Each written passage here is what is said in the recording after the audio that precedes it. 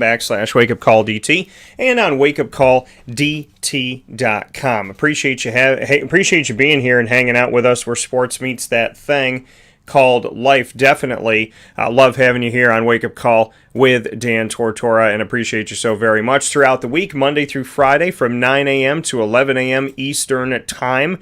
Always love that you're listening and keeping in touch with the show, of course, 9 a.m. to 11 a.m. Eastern Time here on mixlr.com/wakeupcalldt, as well as on wakeupcalldt.com, youtube.com/wakeupcalldt, and on facebook.com/wakeupcalldt, as well as facebook.com/live-now-dt. So however you're connecting with the show, thank you so much for tuning in, listening, and watching all throughout the week. Also want to give a very special thank you to everybody that goes and downloads the show on all of our many places that you can grab the show today and every day on Stitcher, Spotify, MixLR, YouTube, iTunes, and Apple Podcasts, iHeartRadio, TuneIn, Podbean, and more, simply by searching Wake Up Call with Dan Tortora or by searching one word, Wake Up Call DT. So, a lot of great stuff here on the broadcast, a lot of ways to connect, and a lot of great people that we have the opportunity to work with,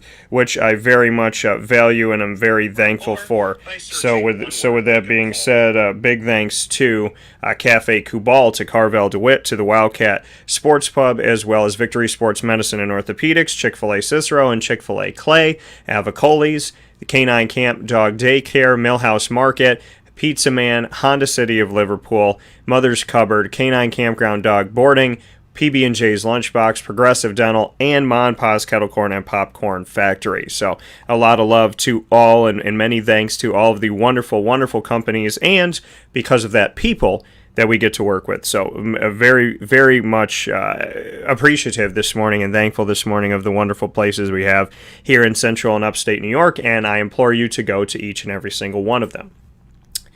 With that being stated here on the show, this morning we have the opportunity to do something that I've been talking about was coming here. And we know that we had the ACC takeover, we had the Atlantic Action Week for the Atlantic Division of the ACC, and then we went with the Coastal Week, Coastal Cruising Week. And so we had the opportunity here on Wake Up Call with Dan Tortora to bring you full coverage of the ACC, my Q&As with literally every single one of the 14 schools representing the ACC, the 7 of the Atlantic, including Syracuse, and the 7 of the Coastal. Well, as promised, I told you that we would then move on to the American Athletic Conference, a conference I've covered since its institution before it even had a name. So, before it even had a name and a logo, I should say. So today we are going to do that. This is, and we've been able to, have our specials this week. Obviously, we had every other week. You're going to see On the Mark with Shamarko Thomas, and you're also going to see Sports Ends in a Vowel with Gina Castelli. And so you got to see those this week, and I was really excited to be able to share those with you. And of course, we get to start off the week on site, on location with our studio partner when we were on site at Cafe Kubal. So a lot of great stuff that we've gotten to do already this week early on, and this is also going to be American Power Play Week. Now, you know that the American Athletic Conference, why did I call it American Power Play? Well, the American Athletic Conference, obviously American in the name, and they've always talked about being a power conference, a Power 6, because there's a quote-unquote Power 5 of the Big 12, the Big 10, the ACC, the SEC, and as well as the Pac-12. So, they've always wanted to be a part of the power, and I think they've made a case of why they should be a part of the power conferences. So this is American Power Play Week for a lot of reasons. American in the name because of the American Athletic Conference, power because of the Power 6 conversation they've had over the years, could be a Power 5 now, and Power Play because the American could be making a play to add some other schools in realignment. So there's a lot that's in this week's name, American Power Play Week. And with that being said, we're going to start things off in the American Power Play Week. I have spoken with all 11 institutions that are in the American Athletic Conference for football, and we're going to have a trio today. We're going to start things off inside of MonPazPopcorn.com's What's Poppin'. We're going to start things off with Navy, East Carolina, and Memphis. So you're going to hear from Navy at 9:15, and then East Carolina around 9:30, Memphis around 9:45. My Q&As with the players and the coaches of each of these. So you're going to hear from, when it comes to Navy, you'll obviously hear from Ken Niumatalolo, my favorite name of college, maybe all college athletics, definitely college football. Ken Niumatalolo joining the show today. So you'll hear from him in a bunch of different questions. You'll also hear from Kevin Brennan on the team as well, a free safety on the Navy midshipman. And then we'll go off to East Carolina. We'll head to the ship to speak with Mike Houston, the head coach of the East Carolina Pirates. And we will also hear from his players as well, which I'm really excited about the opportunity to do that. And then we'll head to Memphis, Tennessee, where I have had, up to this point, my favorite barbecue that I've had anywhere, and I love barbecue.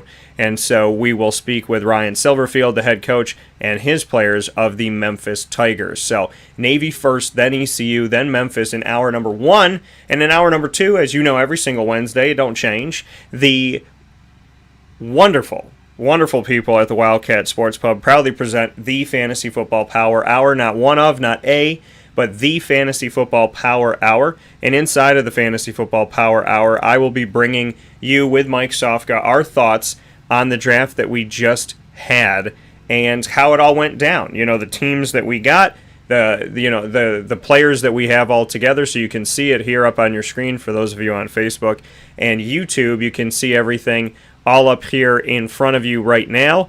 And so we're going to be going through this, and we're going to be focusing in. It's color-coded. So running backs are in yellow, wide receivers are in brown, quarterbacks are in blue, tight ends are in purple, and then as we go down the line here, you'll see some other colors here. You'll see red for defenses, and then eventually you'll see the kickers at the bottom here too. So we'll have the opportunity to share this with you and show you, what we think here on the draft and how everything kind of shook out and went down. So it's exciting to be able to go through this and to, kind of cover our draft here and let you know how it all shook out, because we just did this draft a week ago and at Hooters of iDrive down in Orlando, Florida, 8801 International Drive in Orlando, Florida. So go out and see them there. And so we have the opportunity to kind of go through all of this and give our analysis, our thoughts. You can see our teams that are up here. Mike is the ORL, the Orlando Fat Gators. So he's right here. And then mine is right next to his. We did a random draw out of a hat. He was third pick. I was fourth. It's funny, in our simulations of our mock drafts, we were drafting right around the same place at third and fourth. So kind of cool to see something like that. So Mike and I will be going through this draft, and then you could see, okay, the kickers are here in green. So we'll be going through it and saying, what surprised us, what didn't, how did the draft go? Obviously, there was a massive run on running backs in our league to start things off, with all but 3 picks going there. Some early picks on tight ends. And we'll get through the rest of the draft and give you our thoughts in hour number 2 in the Fantasy Football Power Hour. Not one of, not a, but the Fantasy Football Power Hour with myself and Mr. Mike Sofka. Mike Sofka joining the show of Hall of Fame FantasyFootball.com. And we appreciate him being here with us every Wednesday from 10 a.m. to 11 a.m. Eastern Time, brought to you by the Wildcat Sports Pub. And so we'll be getting into that in a separate video. So those of you that know the show know that we split Wednesday up into 2 live videos so that the Fantasy Football Power Hour will always have its own video. And we do that because when you're drafting, you need the information and you need it instantaneously. So I want you to be able to get to it. And so it allows me to create a library of just fantasy football content on youtube.com/wakeupcalldt and on wakeupcalldt.com, which makes it very easy to get to what you need to get to. Quarterback rankings, running back rankings, everything is labeled, and so I'll be putting out some information about that actually today, so you'll be able to check that out and get to what you need to get to. So thank you to everybody that comes to us for fantasy football. I love it. Mike loves it. It's a lifestyle. It's something that we've definitely gotten into a lot over the years, and only more so as we've gone on. So I'm very excited about what we can bring forward for you today, and I'm excited to break down the draft. We've done a couple mock drafts, and now we've done a draft, so Mike and I can really sit with you and say, okay, this is what it was like to be in the room, this is what we gauged from it. These are the, some of the people drafting kind of went off to different places and didn't really follow patterns and whatnot, and so we could talk about that. Maybe they did follow a pattern. Maybe they got exactly who they wanted, but we'll break down the draft and give you our thoughts there. But in hour number 1, we're going to be talking with Navy, East Carolina, and Memphis first. So let's take a step aside for a fast break. When Wake Up Call comes back, we'll have plenty for you right here where sports meets life inside of the Cafe Kubal Studios.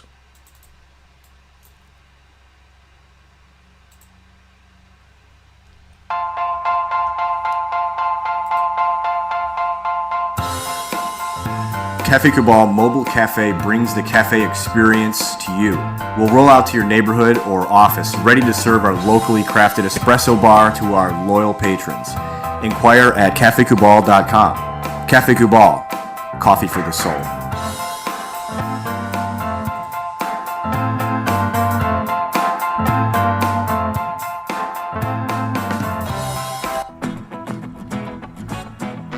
This is Amy from Mother's Cupboard, home of the whole frittata. We are open daily 6 a.m. to 1:30 p.m. For takeout orders, call 315-432-0942 and tune in to Wake Up Call with Dan Tortora for our monthly food challenge and try our Wake Up Call signature menu item available 7 days a week.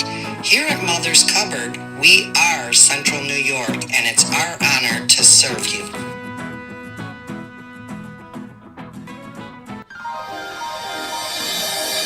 Ma and Pa's Kettle Corn and Popcorn Factory, located on 201 7th North Street in Liverpool, is home to over 40 flavors with more than 200 flavors in their total wheelhouse. Sky's the limit for this sweet and savory Central New York company. Keep it local at your parties, fundraisers, wedding showers, baby showers, and more by calling 315-450-MA-PA. That's 315-450-6272 for popcorn bars with custom flavors and colors at your upcoming event. Make sure to visit them on 201 7th North Street in Liverpool, New York. And for more information, go to maandpassnacks.com. Ma and Pa's Kettle Corn and Popcorn Factory. How corny are you?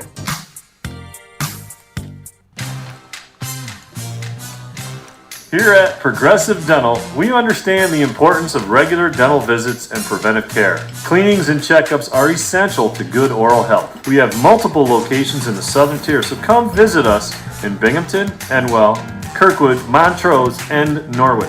For self-pay non-insured patients, we offer the Smile Plan, which covers all of your cleanings, x-rays, and exams for an affordable yearly price. Call 607-754-2273 or 607-754-CARE to make an appointment today. For more information, visit our website at progressivedentalny.com.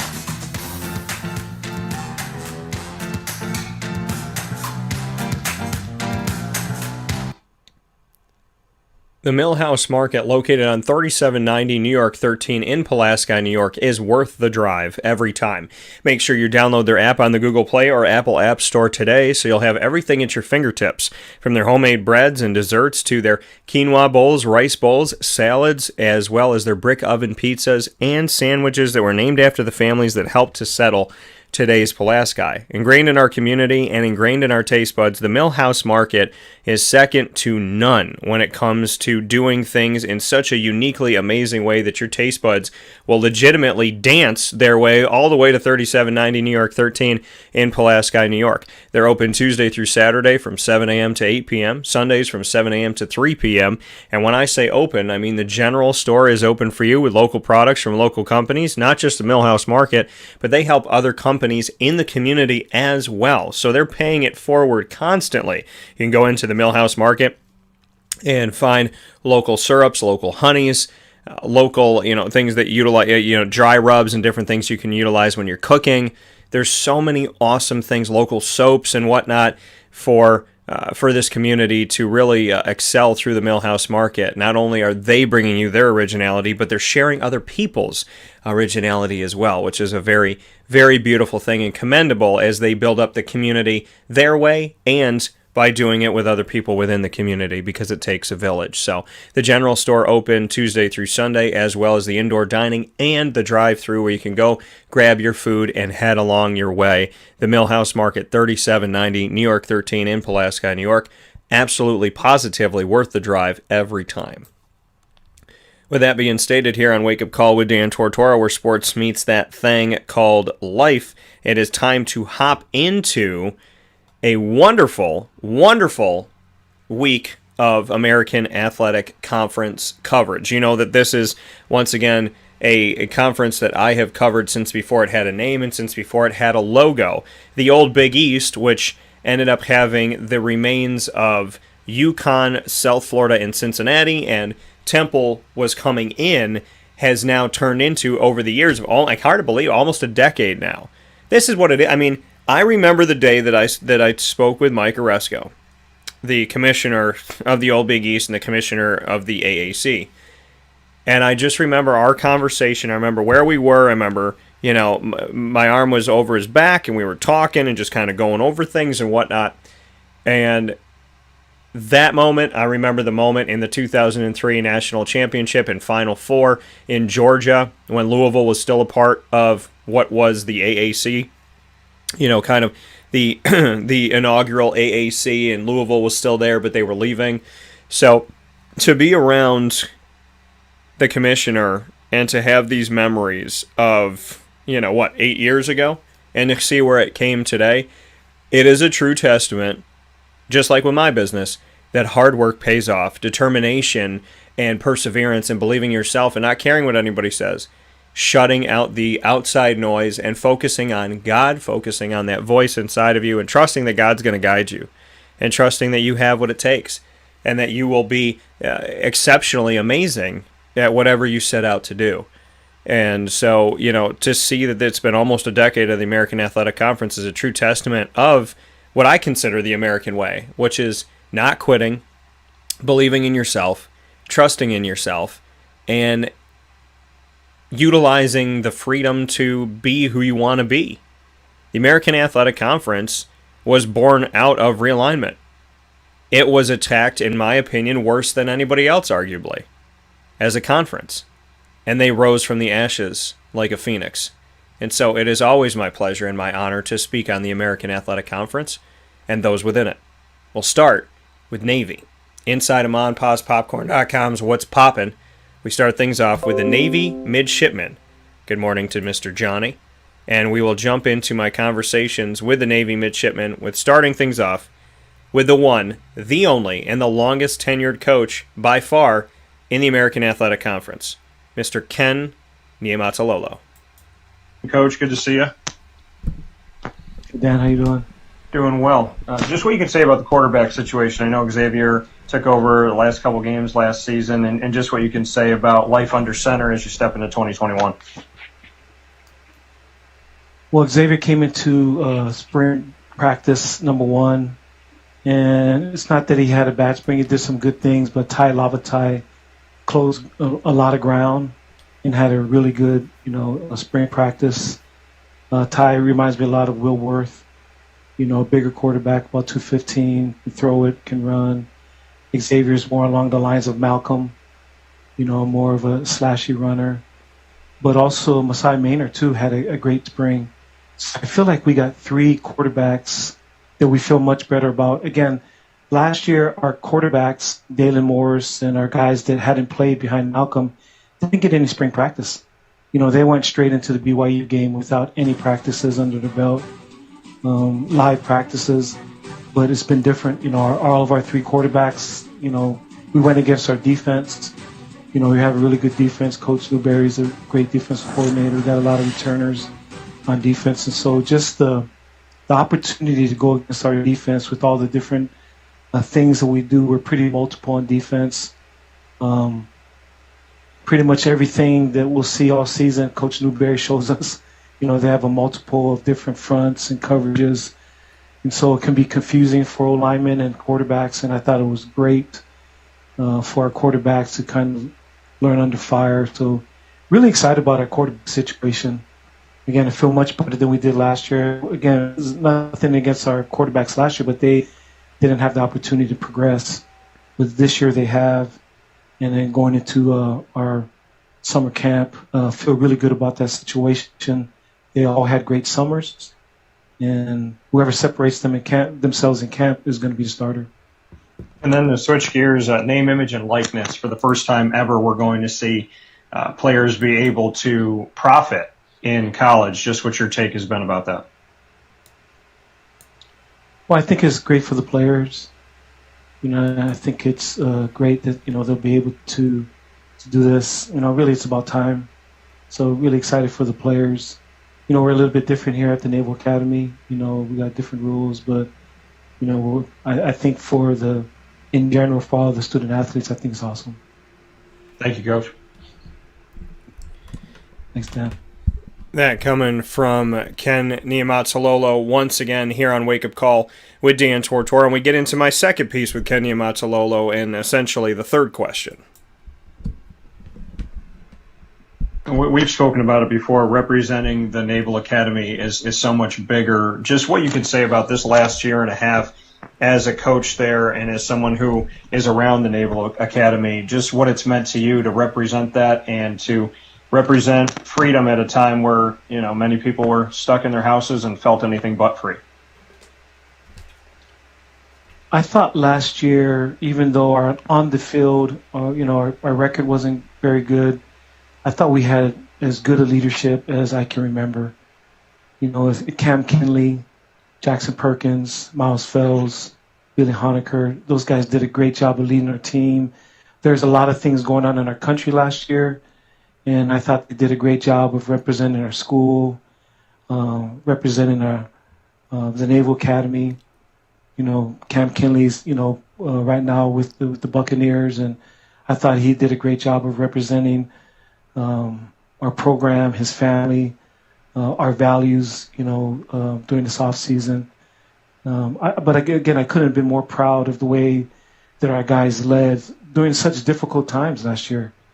Last year, like when games are canceled, I'll give you an example. When games are canceled at other schools and games are canceled, you just go back to your dorms. Go back to where you live, and you're just a normal person. You can go eat. You can go wherever you want.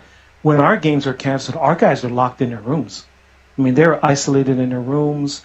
You'd come out for an hour and a half, maybe to get some air and go work out. You couldn't work out with anybody. You had to stay in pairs. And I'm not complaining with you. It's just what it is. And so, our guys were eating in their rooms by themselves. And when they came out for an hour and a half, they're by themselves. And so I was just proud of the way they fought through such a difficult year with all that went on. And it was the leadership of our seniors, again, our team captains. It wasn't reflected in the season, but just leading people during difficult times, which these guys will do. They're about to be leaders for our country. They're going to be leading during tough times. And I thought last year, unfortunately, was some great preparation for what's going to happen to them when they lead sailors and Marines, out in the fleet. Thank you. Thanks, Dan. And coming once again from Ken Niumatalolo, the head coach of the Navy Midshipmen. And the Navy Midshipmen doing things differently. Obviously, it's not the same at the Naval Academy. Things are different. They are doing a lot more than just playing. And they're representing our country. They're representing freedom. They're, potentially going to be called out and potentially going to have to put their lives on the line in a very different way. So, there's a lot with the Naval Academy that I respect.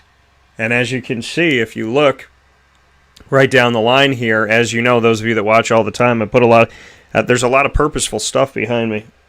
And in the corner there is my grandfather's Navy hat. I'm actually, so it's right over there, the naval hat from my grandfather. And let me go out and I'm going to go grab that, and so I can show it to you a little bit closer.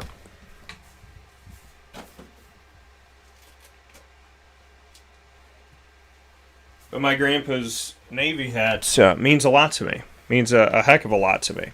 And it's something that he had in World War II. And now that I have it close up here so you could see it, it's always right there in the corner, but you could see the hat now. This is my grandfather's Navy hat. And you can actually see, if you look very closely here, it says T.A. Cavino. And so, from my grandfather, Thomas Cavino. And so, his middle name was Archibald. So, it actually says T.A. Cavino in 2 spots on this hat. You can see it's a little bit dirty. I haven't done anything to it. I kept it just the way that it was. But this is my grandfather's Navy hat. And so the Navy means a lot to me. A lot, far beyond the world of sports and, far beyond wins and losses. The Naval Academy has a very special meaning in my life. And it should have a special meaning in everybody's life. Shout out to my great uncle Carmen, who's still alive. He was in the Navy as well, I believe in 2 different wars. And so it's for what they have to do. I mean, listen, to be a student and an athlete is 2 full-time jobs. To be a student athlete and to be in the Naval Academy, or to be in the Air Force, or to be in the Army or Marine Corps, whatever it may be, there's so much more on top of what's already a ton for these student athletes to do. And so the Navy midshipmen mean a lot to me, and what they have done, and what the the Air Force and the Army and whatnot, what these schools do goes above and beyond. So it's really very meaningful. My grandfather, he died when I was 6, and I didn't have the opportunity to sit with him and talk about the Navy a lot. So, I would love to do that someday, hopefully 100 years from now, but someday. And in the meantime, I'm going to, keep covering Navy and keep him in my heart and in my mind with everything. I actually get to announce a huge thing with Wake Up Call with Dan Tortora and Dan Tortora Broadcast Media on his birthday this week. Tomorrow, August 26th at 2:13 p.m. Eastern Time. It's all purposeful. August 26th is his birthday. 2:13 is my number and his number together, 21 and 13, which I see all the time together for years, since back in 2008. I've been seeing them together. So, which was funny, 13 years ago, 2008, 13, 21's my number. But 2:13 p.m., my number and his number on August 26th, his birthday. I'll be making a massive announcement of a partnership that Wake Up Call with Dan Tortora and Dan Tortora Broadcast Media is going to be starting in this community. And I get to announce it on his birthday with our numbers. And so just to make it an even, deeper conversation about Grandpa this morning, and a beautiful thing. The Navy midshipmen this season are going to face off against Marshall, Air Force, those games out of conference. They'll also be playing out of conference at Notre Dame, and who they're used to playing. And then they'll play Army, of course, in their final game of the regular season on December 11th. That game is going to be home for Navy in Annapolis, Maryland. They will also face off against Houston on the road, UCF, SMU at Memphis, Cincinnati at home, which is good. Cincinnati going to be a good team, ranked 8th in the nation right now. That game's 2 days after my birthday on October 23rd. Then at Tulsa, ECU at home, and at Temple. Those are all their conference games that the Navy midshipmen have, and they're coming off a season last season where the Navy midshipmen, now mind you, everybody playing somewhat of a unique, it's like not everybody has the same number of games last year because of COVID, but they ended the season 3-7, 3-4 inside of the conference. Their losses were to BYU, as well as Air Force, Houston, SMU, Memphis, Tulsa, and Army. They lost Army 15-0 in a close game there. And then they defeated Tulane, Temple, East Carolina last season. And then they had some games postponed in the middle here, some made up and some were not. So Tulsa and Memphis was made up, South Florida was not made up. So with that being stated, that's a look at the Navy midshipmen, and I have another conversation with a Navy midshipman, so let's get to that player, free safety Kevin Brennan here on Wake Up Call with Dan Tortora, and here he is.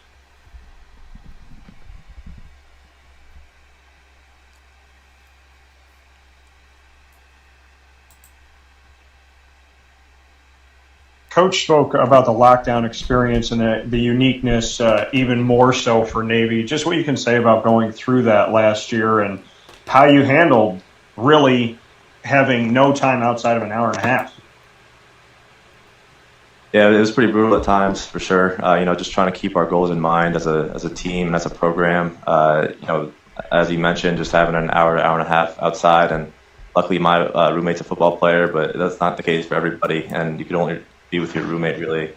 So it was kind of a brutal experience. But people that last here are some tough dudes. We have some tough dudes on this team, and I think it only made us stronger as a unit. And then as far as Kenny Amatalolo as a leader, 14 years as the head coach of this program, just what you can say about your coach and his leadership style and what you take from him. Yeah, he's the greatest leader I've ever been around, honestly. One of the greatest coaches in all of college football, and it's honestly just because he leads through love. He clearly loves his players and cares for us and wants what's best for us. You saw that last year in the way he took care of us throughout a pandemic. He treats all of us like his sons, and it really shows. We play for him. We play hard for him. Thanks, Kevin, and thanks for representing the Navy. Thank you. So that coming once again from Kevin Brennan here, free safety on the Navy midshipman, giving his thoughts this season as we step forward. So appreciate him being on the show, and we're going to jump right into East Carolina, and we're going to start things off with my conversation with the head coach, Mike Houston, of the East Carolina Pirates. Just what you can say about the evolution of your rushing attack, on 100, almost 174 yards per game last season, which it's been a long time since we've seen East Carolina do that on the ground. Just what you can say about going forward with the rushing attack and the focus on it. Well, we didn't have one in 2019. It was just a real challenge that year.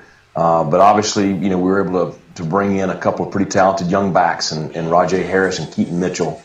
I think our offensive line, Coach Shankweiler and that group have just made incredible strides. It is by far the best offensive line we've had going into a year as I sit here today. So, I think there's been a lot of work put into that. We want to be balanced. We don't want to be one-dimensional. And so, it's an important factor, for our offense as a whole. We have the ability to run the ball better. I like where we are right now. I think we're going to be much more effective this fall, and I think that's going to make us better throwing the ball as well. And then as far as, as a coach having to tackle the normal things that you have to do day to day, now looking at name, image, and likeness, what have you said to your players, and how are you looking at this open opportunity for each of them to essentially be their own small business? Well, I really don't think we're going to truly understand, the gamut of it all, probably for at least another year. But what I've told the players is this: listen, I'm all for anything that can help you. Whatever NIL, deals that you make, don't let them interfere with academics. Don't let them interfere with football. Make sure you protect your eligibility, and make sure you keep your focus where you need to keep your focus. If they can do those things, I do think it'll be difficult to manage a lot of it during the season, but I do think, in time, you'll make it to a point where it will be something that will benefit the players, and it will kind of, just coexist along with the amateur model that we've always had. Thank you, Coach. So Mike Houston thinking that name, image, and likeness can coexist with the model that they've had, having high hopes that it can all work together, it can all play off. But interesting what he brought up there, make sure that it doesn't affect your eligibility, make sure that you're doing what you need to be doing. Don't let it get in, don't let it, cut you off from your schoolwork. Don't let it cut you off from what you have to do on the team. Don't let it take away the emphasis on what you're here for. You're here to be a student athlete. You're here to be a student. You're here to be an athlete. So, he didn't say anything negative about it or that he didn't want it, but, just interesting that he talked about eligibility, because people don't think about that. They think, okay, you know what? It's the Wild Wild West. They can make money, go make money, have fun. It's like, wait, there's parameters. There should be parameters. And any school that's smart is going to create parameters, even if the NCAA does not. Because we all know we can't always count on that one governing body to make a great decision here. So definitely, there's a lot of questions, not a lot of answers with name, image, and likeness. And it's important for these players to stay focused, which I think the American athletic players have done a great job with. And you're going to hear from some of them today. Here's more from Mike Houston. Evolution of college football over the years. We've seen realignment rear its head, and about a decade ago, the American Athletic Conference was born out of that. Looking at Oklahoma and Texas and all the potential things that could happen with the Big 12 and movement, how are you assessing this from kind of looking through the window at this point? Well, I just think there's a lot of unknown. I don't think anybody really knows what the impact of that movement's going to be. I think it may be a couple of years before we know. I do think it will impact the American Conference. I think it will impact East Carolina University. I hope that it's for the positive, but there's no mistake that when you have two programs of that caliber making the move that they made, you're going to see some major shuffling around nationally. So the next couple of years are going to be interesting. Each institution, I'm sure, is going to try to do what they need to do to put their own programs in the best situation possible. And in seeing that and in hearing that from Mike Houston of East Carolina, I mean, it is. I mean, he said it's going to affect us. It's going to, this realignment's going to affect the American Athletic Conference. It's going to affect East Carolina. He believes that. I believe that it's, potentially going to affect East Carolina and the American Athletic Conference in a good way. But that is, if and when these moves are made by some of these teams inside of what is now the quote-unquote Big 12, which is actually the Big 8. When you take away Oklahoma and Texas, they were the Big 12 with 10 teams, and now they have 8 teams coming up here in the not-too-distant future, and I think sooner than later. So, something to look at and something to pay attention to. But Mike Houston said, I think it's going to affect our conference. I think it's going to affect our school. And I am in hopes that the American doesn't get poached again, but that the American can maybe seek this time to evolve, expand, and grow. Here are the ECU players, and I'm very happy to have these gentlemen on from East Carolina joining the show, hearing from cornerback Jaquan McMillian as well as quarterback Holton Ahlers right now.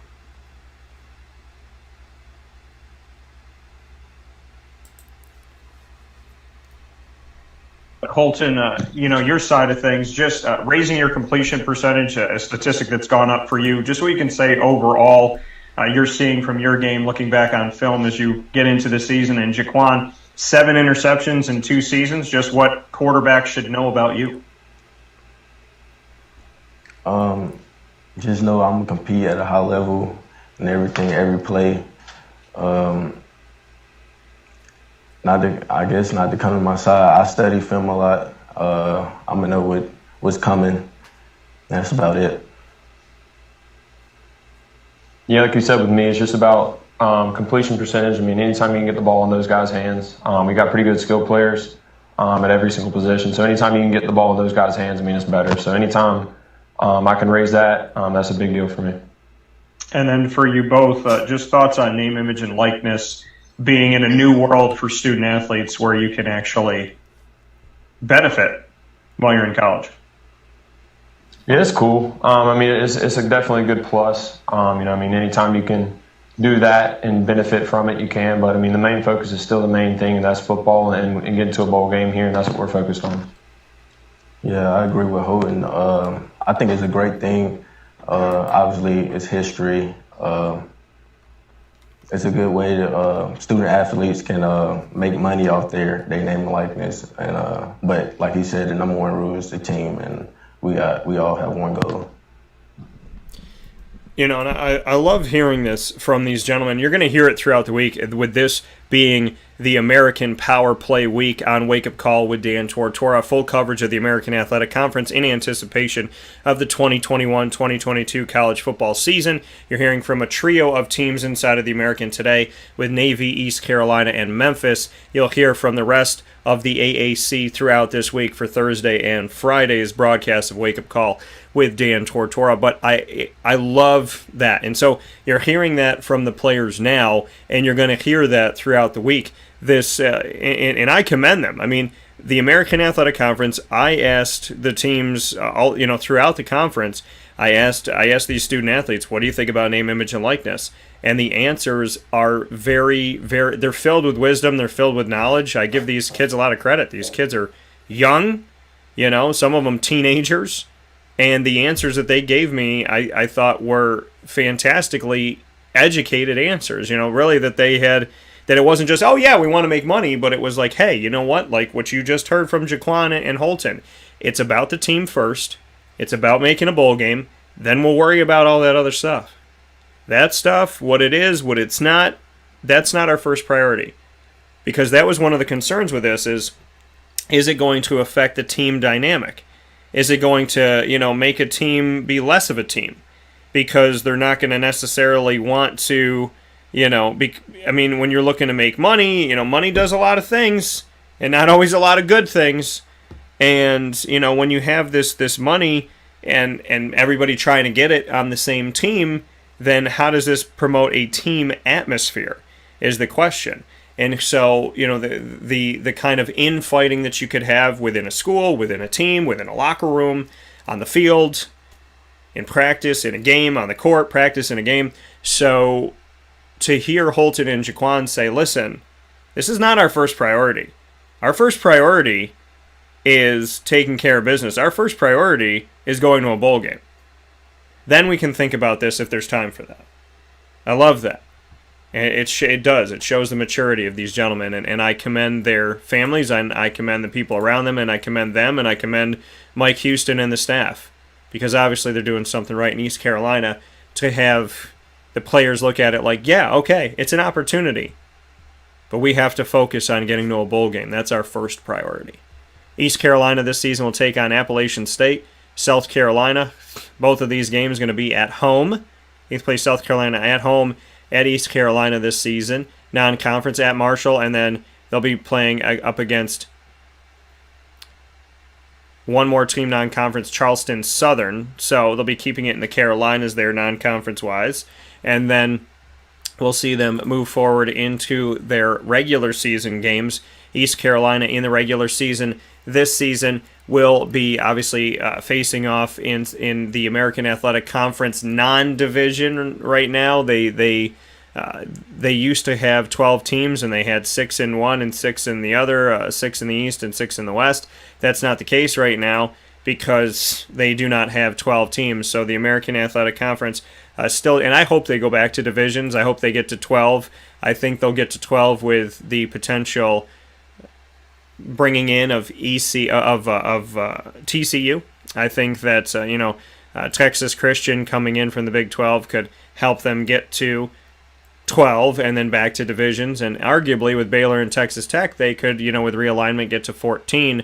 They will be taking on Tulane at home, at UCF, and at Houston on the road, at South Florida, home against South Florida, home against Temple, at Memphis, at Navy, and home against Cincinnati for the last game of the regular season on November 27th for East Carolina. And East Carolina last season, really quick here before we jump into Memphis, in the American Power Play Week on Wake Up Call with Dan Tortora inside of the Cafe Kubal Studios. I want to make a note here of East Carolina's schedule last year. 3-5 in the conference, 3-6 overall. They started the season with a loss to UCF and to Georgia State. They defeated South Florida on the road, lost to Navy, Tulsa, Tulane, and Cincinnati in a row, but finished off the season with 2 victories, defeating Temple on the road 28-3, and defeating SMU, who's been a tough team under Sonny Dykes in his tenure there, and won that game 52-38 to end their season. So, not a great season record-wise, but ending on 2 wins after a 4-game losing streak is better than the other way around. So, East Carolina, the Pirates getting set for this upcoming season, and we'll get set for the Memphis Tigers coming up next inside of the American Power Play Week, where Wake Up Call with Dan Tortora will give you Q&As with every single team inside of the American Athletic Conference, including a very special spotlight conversation with one of the coaches.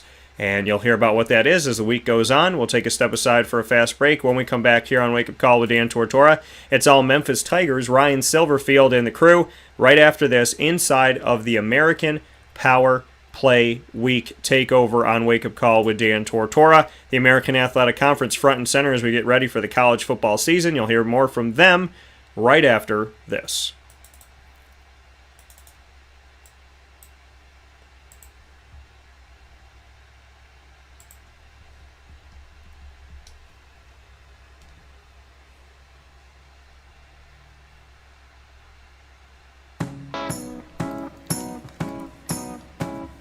In these unique times, there are those in our community that give us a sense of normalcy and positivity. Pizza Man on 50 Oswego Street in Baldwinsville has been here for you for over 35 years and is here now.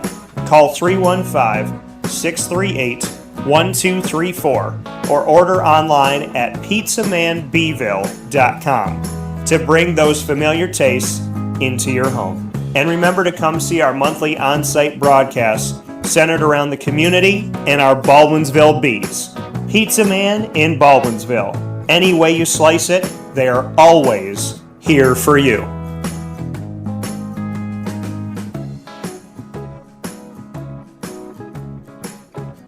This is Jim Sikowski, owner-operator of Chick-fil-A Cicero, 7916 Brewerton Road in Cicero, right in front of the Home Depot. I had a deep feeling that God wanted me to do something bigger with my life and to help people, help others. He kept putting Chick-fil-A in my life, and I realized as I was going through the franchise selection process that positively impacting the lives of others was really core to what we do here at Chick-fil-A.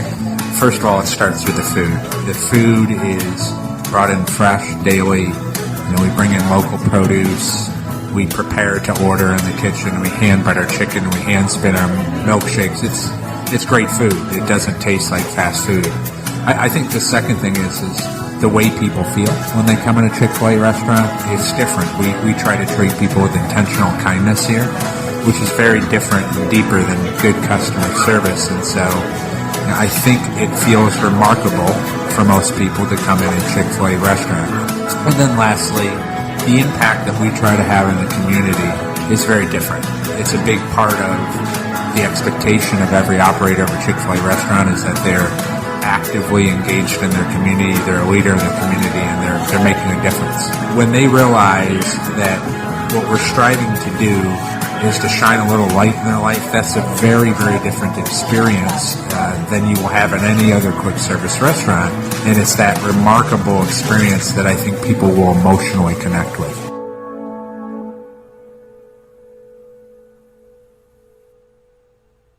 I'm George Townsend of Honda City with some good advice when buying a new car. The true cost of owning a new car is determined by the appraised value when you trade it. No vehicle appraises higher than a Honda. Next, look for low APRs and deep discounts. You also want low maintenance costs and great fuel economy. That's why my advice to you is to buy a new Honda. Looking pre-owned, visit our Honda Certified Used Car Center. Honda City, 7140 Henry Clay Boulevard, Liverpool, or HondaCity-CNY.com. It would be a pity if you don't shop at Honda City. Our corporate purpose at Chick-fil-A is to glorify God by being faithful stewards of all that's entrusted to us and to positively influence all those who come in contact with Chick-fil-A. And what became increasingly clear from our success at Cicero is that people love Chick-fil-A. And also I think we recognized that, we had a great opportunity to grow the brand and grow our platform. I felt incredibly grateful when I was selected to be a Chick-fil-A operator. I think what it's meant for me, what I've come to realize on a very deep level is that this is a calling for me. It's not a career, it's not a job. The Lord called me to be a Chick-fil-A operator and to use these restaurants to glorify Him and to positively influence other people. I'm blessed. I'm very blessed. Head to Chick-fil-A Clay on 3974 State Route 31 in Liverpool, New York.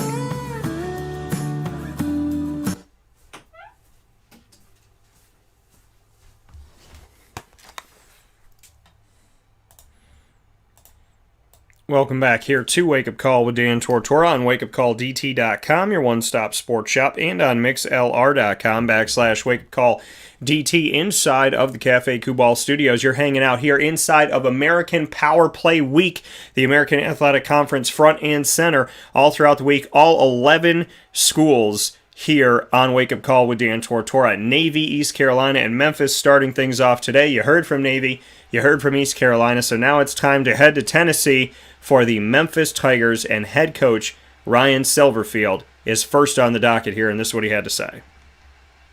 Taking a look at college football playoff expansion, the thought of 12 being the future, just what you think that means for the American athletic and hopefully college football in general. Yeah, Dan, I think it's wonderful. I think it's a great, right, to be able to expand the playoffs to 12 teams. It gives every conference an opportunity, and I think it's important. It helps us in recruiting. I think our current players understand what that could mean for our conference and for our team as well.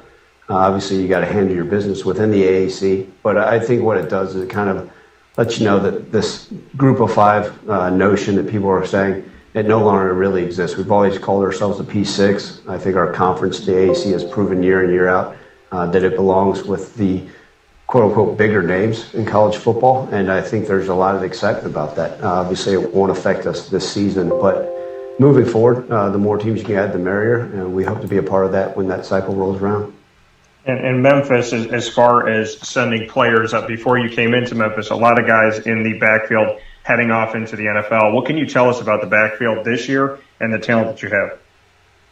Yeah, this is now my 6th year at Memphis, and you're exactly right. Let's call it what it is. We have 5 NFL running backs in the league right now, and we've got 9 running backs on our roster right now. Do we have 5 of them that are currently possible NFL players on that of those 9? I'm not sure, but they compete. They work hard. Really excited about our backfield.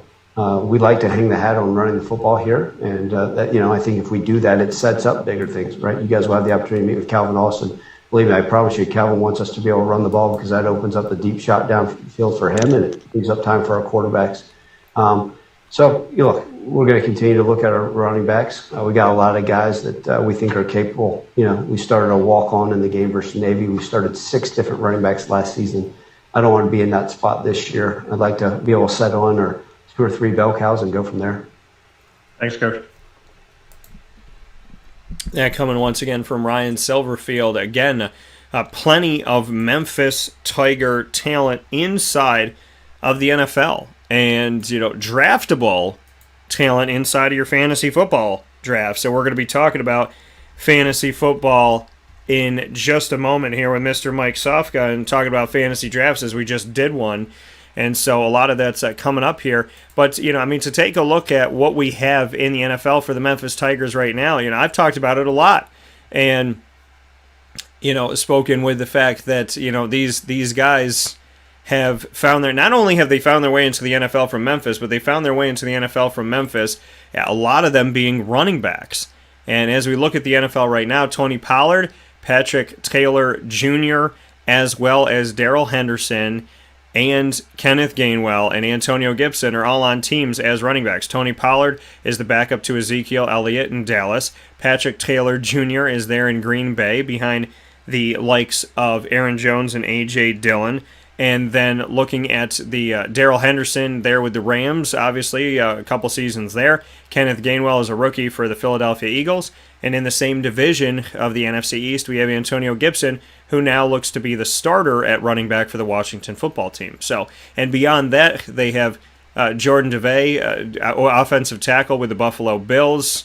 We also have Anthony Miller, who's now a wide receiver for the Texans, used to be a wide receiver for the Chicago Bears. We have Tevin Jones, a wide receiver for the Jacksonville Jaguars. Place kicker Riley Patterson is with the Minnesota Vikings. And then you have a player that played linebacker and playing inside back right now. Winston McManus is with the New Orleans Saints. And then you have defensive lineman Bryce Huff is with the New York Jets. You have another linebacker, Jannard Avery, is with the Philadelphia Eagles. Jake Elliott, their place kicker, with the Philadelphia Eagles. So 3 former Memphis Tigers there with the Philadelphia Eagles. Then we have Arthur Mallett with a cornerback for the Pittsburgh Steelers. And then you have Bobby McCain, a quarterback for the Washington football team. So a lot of guys currently in the NFL right now actively from the Memphis Tigers. And we go to some of their players that are on the team right now, hoping for their opportunities as we step forward. And so we'll step into those conversations with the gentlemen of the Memphis Tigers right now.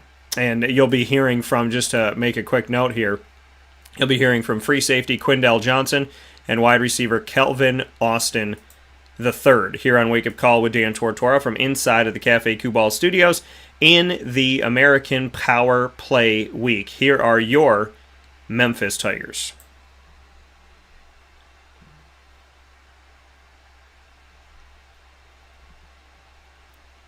You both, just what you can say you took away from this COVID year with everything that we've had to go through, obviously safety and health being paramount, but just having to adjust last season and knowing this season that there may be games forfeited if issues arise. I think last year was a extremely different experience, but I think it allowed us to just focus on and control what we can control, because we can't really control if we catch it or if another team catches it. But we just go out each day, work hard at practice, and we have that mindset that we're going to play that Saturday or Friday, and we really just don't try to care too much about if this happens or if this happens, because I think last year allowed us to just come closer as a team too, and build to just continue to build and just try to reach our goal of winning a conference championship. And just what I think Kelvin said it all. Last year, big opportunity to cherish every moment with the team, because you never knew what was going to happen day in, day out, every week, cancel games, postpone the game. So we just took it in as a team, and we just cherished each other and cherished the moment, because that whole year, it was a lot. So we just had to cherish that moment. We took it day by day, and, it was a lot. It was a lot for us mentally, I would say for everyone mentally, physically. It's just a big challenge. So just last year by itself was big for everybody. So hopefully this year everything runs normal, and if, like you said, we only can control what we can control. So if everything plays out itself, then we'll be okay. And then as far as name, image, and likeness for you both, just what you have taken from it so far and what you think about the opportunity. I think it's a big opportunity for all athletes. I think that was something that had been in the works for years, and to see athletes being able to capitalize on the things that they do on the field is big time. Some of our guys have gotten certain deals and stuff like that. Me personally, I haven't just dove into that yet. I've just been trying to, just really get ready for the season and stuff, because everything's gonna come when it's supposed to. So I've just been staying patient. I say it's been a blessing for everybody, because it's been a long time coming for all student athletes. Just getting that chance to get paid for your name, your image, likeness, all those things that come with it. But it can be a distraction to some, because it kind of takes away what you're here for, and that's to play football and play the game that you love. So if it comes, it comes. I'm just worried about what this team has in store, what we have in store. So I'm just worried about the season. We're worried about the season, and if those things come along the way, then they come. So right now, it's a blessing for everybody to have the opportunity to make money off their name. But as a whole, we're just concentrating on the season and just preparing for the season. Take the next question from Evan Barnes. So that coming from the Memphis Tigers here on Wake Up Call with Dan Tortora, where sports meets that thing called life. A little appearance from Chuck Sullivan there. Big shout out to him and all he does for the American Athletic Conference. That has been our American Power Play Week kickoff with Navy, East Carolina, and Memphis. This trio of teams starting things off. Plenty teams coming up here on Wake Up Call with Dan Tortora, where sports meets that thing called life. You'll hear in the rest of this American Power Play week on Wake Up Call with Dan Tortora inside of the Cafe Kubal Studios from the Cincinnati Bearcats, as well as the Houston Cougars, the SMU Mustangs, the South Florida Bulls, the Temple Owls, the Tulane Green Wave, the Tulsa Golden Hurricane, and the UCF Knights will all be joining Wake Up Call with Dan Tortora. I do want to make a quick note here, as I did with the other teams, what things look like for the Memphis Tigers. So the Memphis Tigers will play up against Nichols to start off the season. That'll be their first game of the season. Nichols Colonels, they'll be facing at home. The Memphis Tigers will in non-conference play.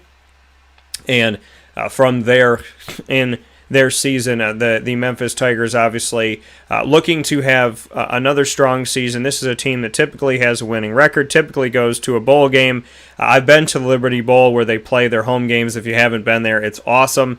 Definitely, I would suggest going out to seeing some of their games if you got a chance to get out to Memphis, Tennessee. Obviously, try the barbecue, go out to the game. Really can't lose. I mean, the Liberty Bowl is a very unique stadium. The Memphis Tigers are a good team, and their barbecue is really good. So, that's the trifecta right there to go out to a Memphis game. I don't think I need to sell it anymore, and so I would definitely tell you to give it a shot and go out there and enjoy some time in Memphis, Tennessee. I do want to, like I said, make a note here, though, of their upcoming season beyond what the first game is against Nichols. They'll be playing at Arkansas State, then they'll play Mississippi State, and then they'll play up against Texas San Antonio, all their non-conference games. And then in the conference, Memphis will be at Temple, and then they'll be at Tulsa, Navy at home, at UCF, SMU, East Carolina at home, at Houston, and Tulane at home. So got to play some tough games on the road there. A good thing for them is, having SMU at home, because that's probably going to be a potentially high-scoring game. Houston, depending on where they're at, that could be a tough game on the road. And obviously playing at UCF on October 22nd, the day after my birthday at 7 p.m. Eastern Time on ESPN2 is going to be a big one as well for the Memphis Tigers, who have played in some pretty awesome games, including back-to-back American Athletic Football Championship games against the Memphis Tigers, against the UCF Knights in recent history, and then Memphis winning recently as well. Within the last 2 years, they finally won one. So we'll get to see some cool matchups that we have coming up here. And I'm very excited for what's to come with the Memphis Tigers, and I'm excited for what's to come with the rest of this week with the American Power Play Week. With that being said, we're going to end this video and start a new one. So for those of you that are here with us on Facebook as well as on YouTube, we're going to end this video and start a new one in just a moment. So stay with us, because fantasy football gets its own video every single Wednesday, just so you can be able to pull it up as quickly as you need it for your fantasy football advice. So